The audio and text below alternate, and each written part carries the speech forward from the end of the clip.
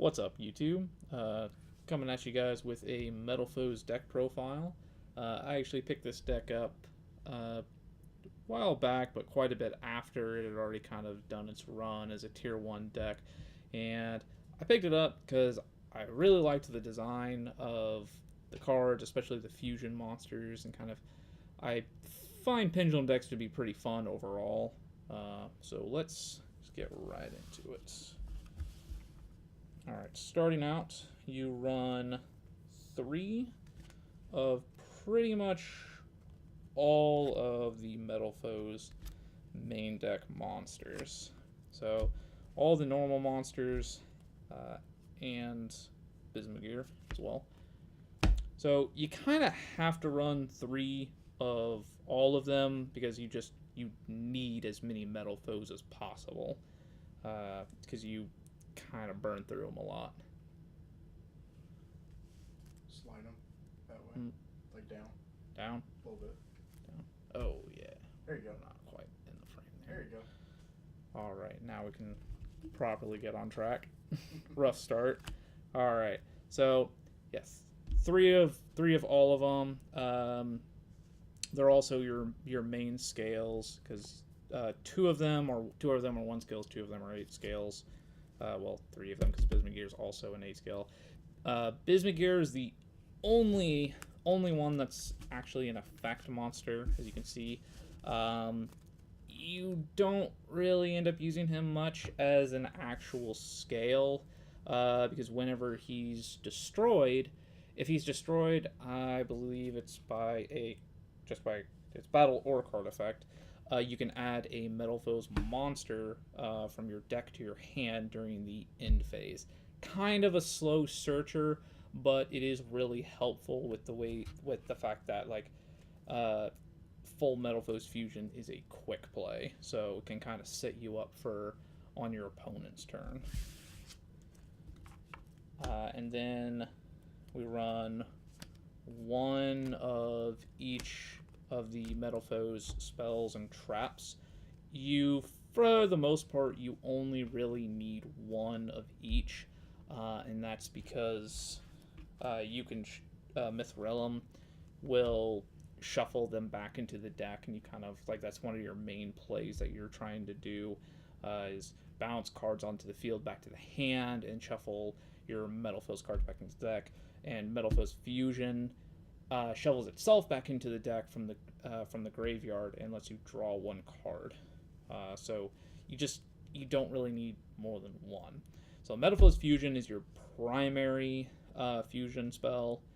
It's gonna be able to both of your spells are just gonna be from hand or field like anything else. They're not gonna go from the graveyard or the extra deck or anything weird like that. If only, you know. Metalfoes counter is just whenever one of your cards is destroyed, you get to special summon a Metalfoes monster from your deck. So if you need some extra damage, you can bring out Volflame or something like that, since he's big beat stick, things like that, or be able to just go into another fusion, help go into another fusion play. Metalfoes combination, I really, really, really, really like this card. So I think both of these actually have a banish effect in the graveyard as well, if I remember right. Yeah, you can banish this card from the graveyard out of face-up Metalfoes Pendulum monster from your deck to your hand on that one, which is also really helpful.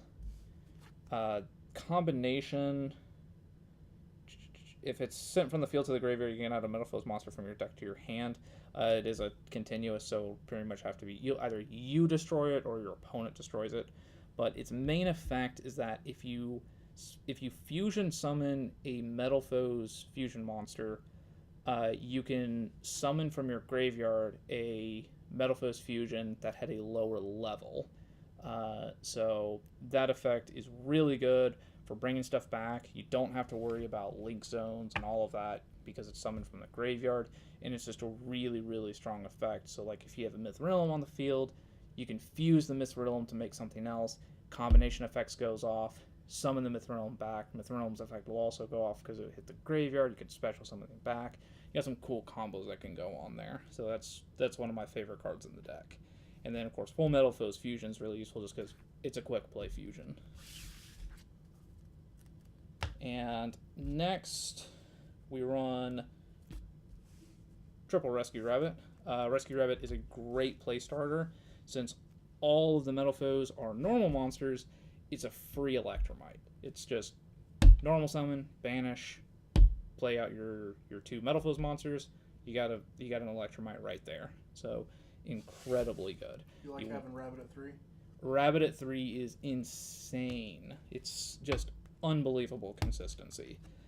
Now the next thing, I don't know how many people do this, but this is a really cool engine that I do.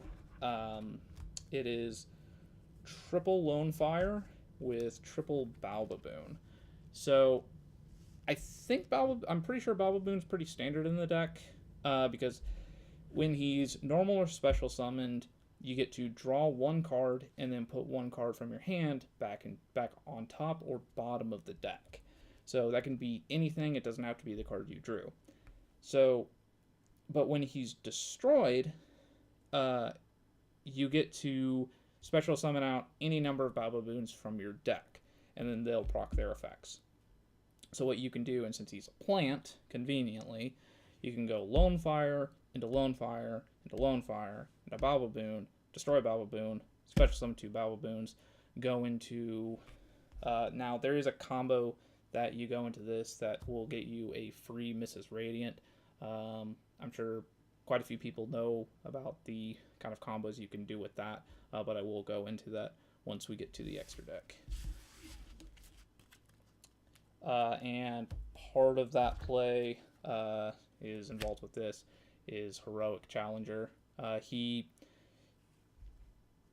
His pretty much only use is to help go into Mrs. Radiant. I don't know how well you guys can see that. Alright, if he's in the graveyard though and you take damage, he actually special summons himself back onto the field. So he's got a bit of recyclability that's really helpful. Next we have our Klee engine. Klee's this basically pretty much the sole purpose of this is to help you go into Cyber Dragon Infinity, and that's pretty much it. But how does it work? So basically what you can do is you play him out, pay 800 life points, search this, and then you pop this with the Metalfoes, play out another full scale, pendulum summon them both out, and then overlay. There are some cool combos you can do that involve Electromite that just allows for some really crazy stuff. It involves like dumping certain cards and then searching stuff out. That gives you just stupid amounts of advantage. Isn't Scout still at 1? Yeah, Scout's still at 1. Is it at 1 for a reason? Yes. Next, we run... I run 2 Luster Pendulum, the Draco Slayer.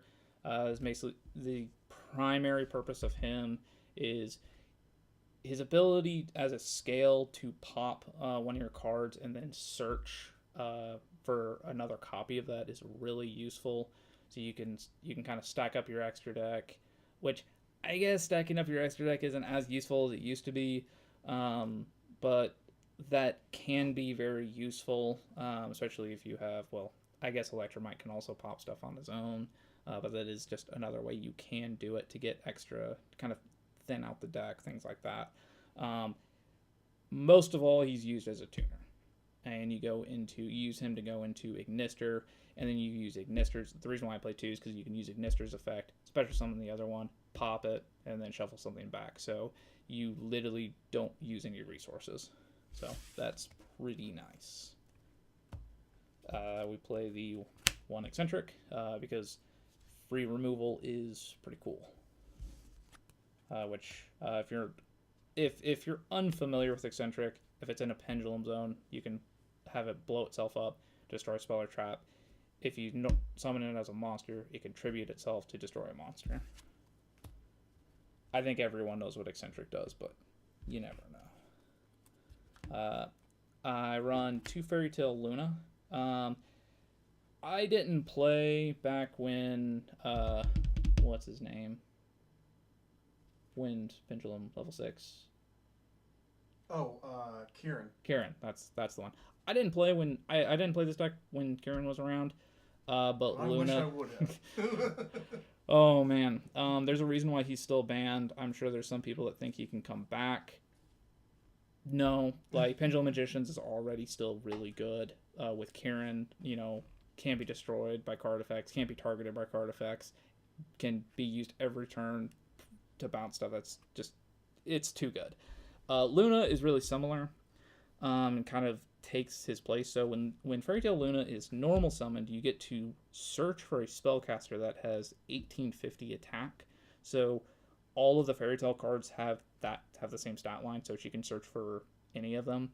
And as a quick effect during Aya Play's turn, she can target any monster your opponent controls, and they can either send another copy of that card from their deck to the graveyard, otherwise to negate this effect. Otherwise, they both bounce back to the hand. So it's really good control. And if your opponent has like a one of or something like that, just any kind of one of card, or a lot of times an extra deck card, it can hurt really, really bad. Do you normally have like an available normal summon that like? Yes. The normal summon isn't really a big deal. For first turn, your normal summon is typically going to be something like Rescue Rabbit if you draw it, or Lone Fire. But anything after turn 1, Luna is incredible. Next up, I run 2 Painful Decision. Painful Decision dumps a normal monster, level 4 or lower, and then adds another copy of that to your hand. I only run this at 2 because it's a hard once per turn. So although it's really, really good, if you run more than 2, you're more than likely going to clog up your hand. So I've had really good luck at 2. You can try a 3, but I don't recommend it. Next, this is a newer edition. I run Pendulum Paradox. Since all of my Pendulum monsters, all the Pendulum monsters in Metalfoes, they pretty much all have the same. They're either 1 or 8. This card takes 2 with. Let me refresh myself. It's 2 face-up Pendulum monsters with the same scale but different names from your extra deck, and then you add them to your hand. It's also hard once per turn. So this is really nice because you stack up your extra deck so much so quickly that it's hard to use those resources, especially under with links being a thing. So you having this available to get those resources back is really, really handy. So that way you can go back into like doing fusion plays and pendulum summoning from your hand and things like that. So this is a card that I think is really good. I think it's kind of overlooked right now, but I've had pretty good success with it. And that is it for the main deck. Now for the extra deck. So for Link monsters, I run 1 Proxy Dragon for your left-right arrows. I run 1 Mrs. Radiance. I run 1 Doolittle Chimera. And I run 1 Electromite. If I had a second Electromite, I would replace the Doolittle Chimera. Although Chimera can be... I have had uses with it, and that it's been destroyed. Now, like, recycle the Electromite or something like that. But Electromite is just such a crazy card, which Electromite's good already, and I know it's really, really good in, like, Magicians, but Electromite in an actual Metalfoes deck is just beyond insane. It's as you'd expect. It synergizes quite well. As for our combo piece, we use the X-Saber Invoker. So basically, what you do for this play is let me pull it out here. So you go Lone Fire into Lone Fire into Lone Fire into Bow Baboon, pop the Bow Baboon, special summon two more Bow Baboons, overlay the Bow Baboons into the Invoker, and then you detach to special summon out the Thousand Blades, and then you use both, and then you immediately use both of them to go into a Mrs. Radiant. That's really his only purpose. You don't use him beyond that. But it's really nice to have the ability to just be able to go into a free link monster like that.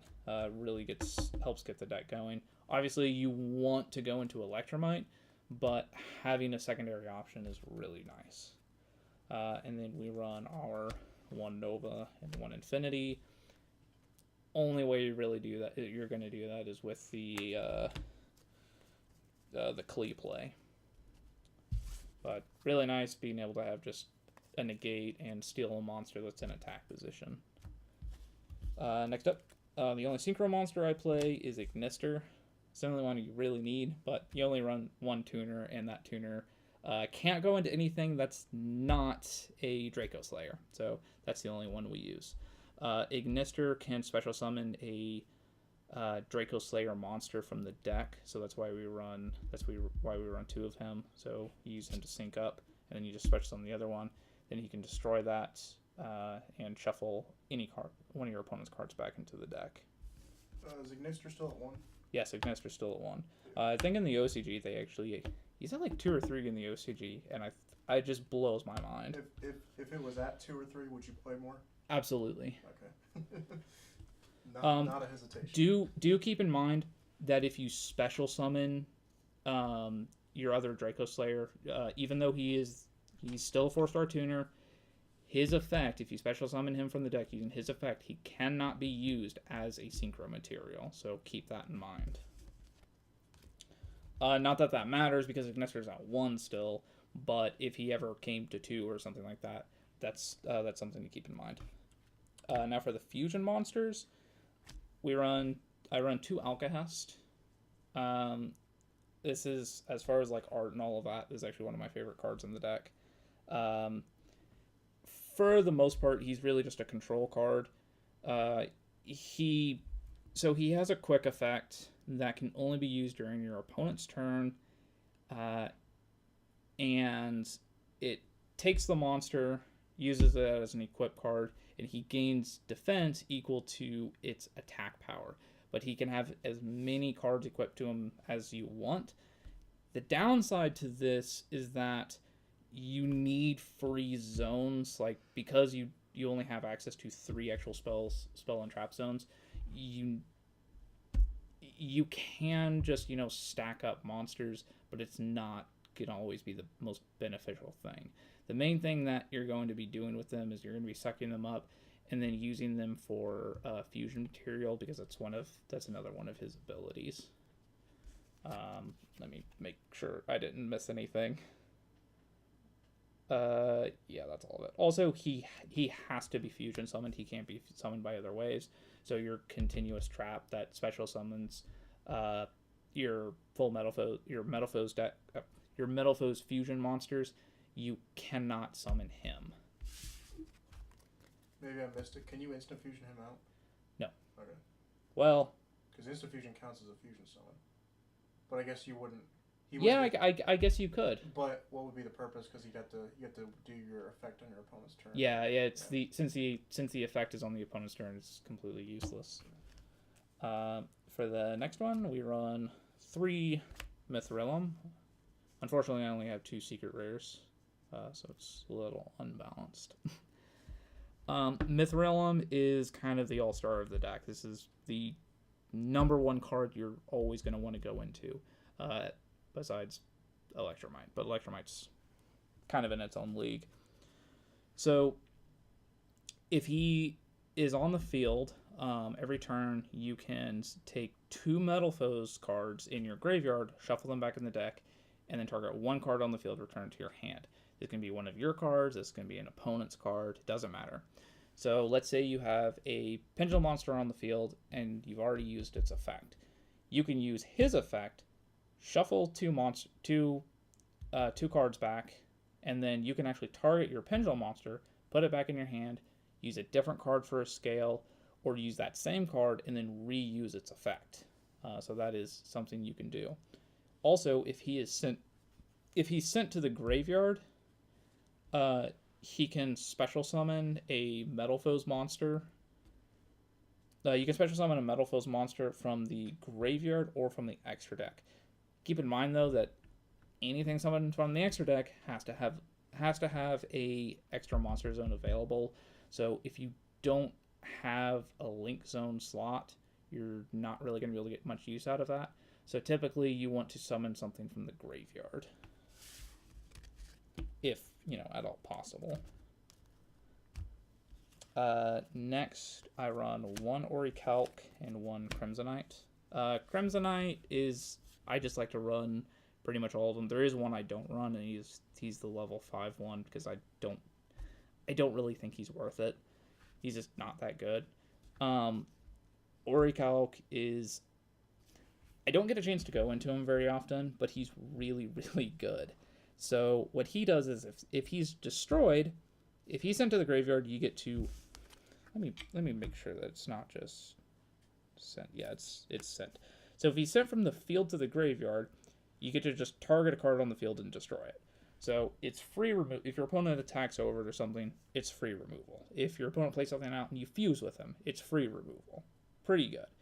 On top of that, he gives all of your monsters, all of your Metalfoes monsters, double piercing. So he's already got 2,800, so that's pretty good. So if your opponent has something in defense mode, 28 times 2, 56, pretty good. And then for him, he's a little bit more situational because it's one Metalfoes plus two monsters with, it's two monsters with 3,000 or less attack. Not hard to get that. If you're using Alcahest, that's easier, but it's still the fact that you have to use 3 monsters to go into him. The main benefit of him is that he's 3,000. The stat line is really the main reason you have him. Honestly, if I were to do anything to this extra deck, I'd probably cut him and just run a second Orichalc. But at the same time, you don't go into Orichalc that much. It's pretty much just you go into Mithril and you just kind of set on that. That's really all you need. But that's it for the deck profile. Let me know what you guys liked, what you guys disliked, and like, comment, subscribe. Bye.